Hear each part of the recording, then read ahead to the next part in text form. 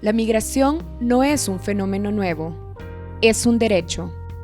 Pero muchas personas se ven forzadas a migrar por la violencia, la pobreza, la discriminación.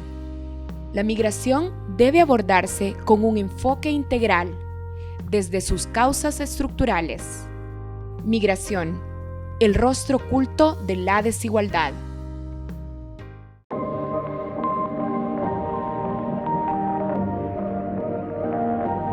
Pues me encontraba en un momento que tendría que salir o morir. A Sophie, una mujer trans salvadoreña, el Estado le falló en todos los sentidos. Tuvo que huir del país por razones de violencia, discriminación y por la falta de protección y de garantías a sus derechos. Fue un momento muy difícil salir de mi país, donde yo había crecido, mi lugar donde me habían conocido desde que yo empecé mi transición. Sophie creció en un ambiente familiar de discriminación por su orientación sexual y su identidad de género. Esta misma experiencia la vivió en su escuela. Un profesor la acosaba y la discriminaba, al punto que se vio en la obligación de desertar del centro escolar donde cursaba el 5º grado y no volvió jamás. Había muchísimas trans donde yo vivía, éramos muchas y chicos gay, lesbianas que nos llevábamos muy bien. Teníamos un equipo de softball con el cual salíamos a jugar diferentes municipios. Hace algunos años, en el pueblo de Sophie, la comunidad de mujeres trans a la que pertenecía se convirtió en blanco de pandilleros. Nosotras estábamos en la mira de las pandillas. Nosotros vivíamos en el mero centro, donde vivíamos y todo, pero a un lado estaban la pandilla MS, al otro lado estaba la pandilla 18. Éramos como un centro de vista. Los pandilleros querían que nosotras participáramos, moviéramos armas, drogas, porque ellos decían que los policías no nos registraban a nosotras, las mujeres trans. Quería que moviéramos personas, hacer tráfico con nosotras. Dijeron que la que no participara en todos esos, cosas así, que se fuera del lugar, que no apareciera nunca jamás, o si no, moría. Sophie y las demás mujeres trans del pueblo se negaron a las pretensiones y al acoso de las pandillas. Días después, 3 chicas trans fueron asesinadas y tiempo después, Sophie sufrió un atentado contra su vida. Me amenazaron, yo iba camino hacia a un centro donde se apaga la luz y todo, y me siguieron. Fue un momento horrible. Yo tuve que correr, me salté a un río, pues me siguieron por un cañal también y me tiraron balazos. Pues por dicha no me pudieron pegar ninguno. Yo desde ese momento decidí contactar a una organización con Cavis Trans. Ellos me ayudaron a poder salir del país. El caso de Sophie es uno entre los de cientos de personas LGBTIQ+, que deben huir del Salvador por violencia y por discriminación. Datos de Cavis Trans registran entre 2015 y 2020 más de 400 personas de este colectivo que han salido en búsqueda de la protección internacional. Primero debemos entender de que la población LGTBI huye de El Salvador o de los países del norte de Centroamérica por los altos índices de violencia. Y esta violencia que genera o es generada bajo la desprotección de los diversos estados, principalmente del estado de El Salvador, que no cuenta con legislación que garantice los derechos de la población LGTBI. Luego vemos que la violencia no únicamente viene de estructuras delincuenciales, sino también de agentes del Estado.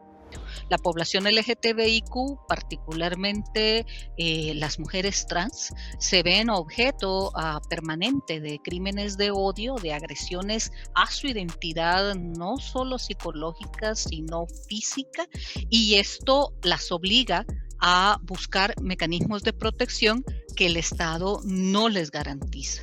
Y manteniéndose impunes los crímenes de odio contra la población LGTBIQ, esta población se suma a las poblaciones que se ven obligadas a migrar forzosamente. Sophie huyó del país, pero allá se encontró con la misma realidad por la que emigró. Yo salgo de mi país, llego allá, me voy para una casa de personas refugiadas.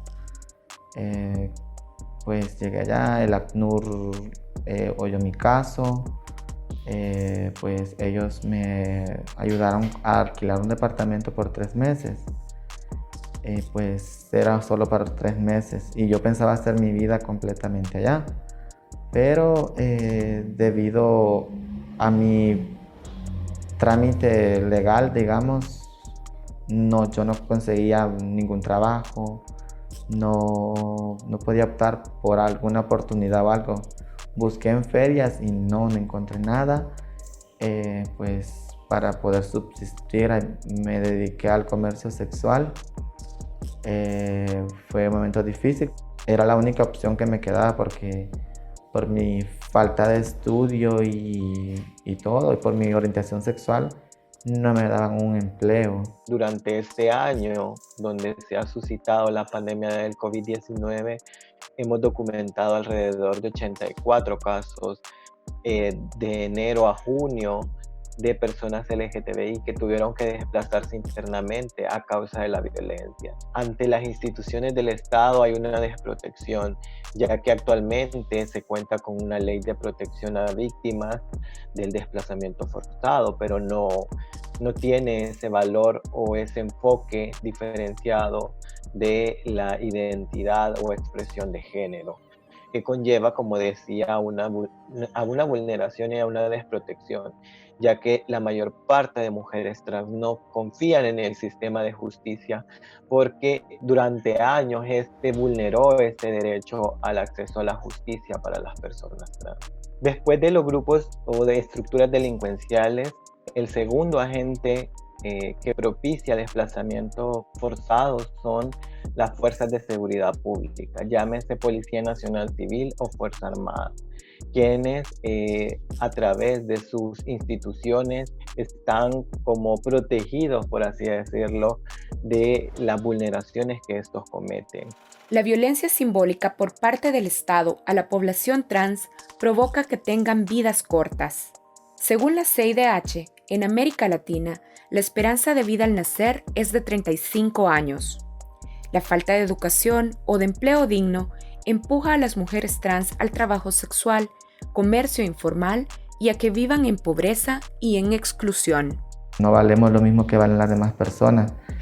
Se nos niega un trabajo por la falta de estudio. Es difícil porque el Estado nos excluye de todo lo que nosotros podemos hacer. Solo porque somos mujeres trans ya somos putas, o porque no tenemos los mismos derechos las demás personas, porque no existimos. Organizaciones como Concabis Trans han presentado a la Asamblea Legislativa una ley de identidad de género que permita a la población trans ser reconocida de acuerdo a su expresión de género y su identidad sexual. La ley de identidad de género consiste en una regulación de la adecuación de nuestro nombre y de nuestra identidad en los documentos de identificación personal y que conllevase a un goce sistémico de derechos, ya que la identidad de género nos ha permitido o nos permite que podamos acceder a otros derechos fundamentales, como el derecho a un trabajo, el derecho a acceder a la educación digna, el derecho a acceder a una vivienda y acceso a otros derechos políticos, sociales y culturales que por años a la población trans se le han vulnerabilizado. Este proyecto de ley se encuentra en discusión en la Asamblea Legislativa y hasta el momento continúa sin el apoyo suficiente por el Pleno Legislativo.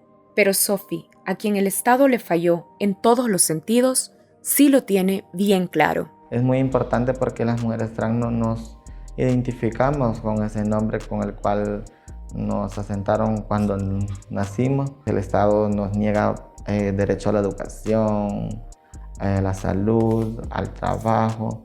Yo siento que si hubiera trabajo para las mujeres trans, pues fuéramos tal vez mujeres empoderadas más todavía.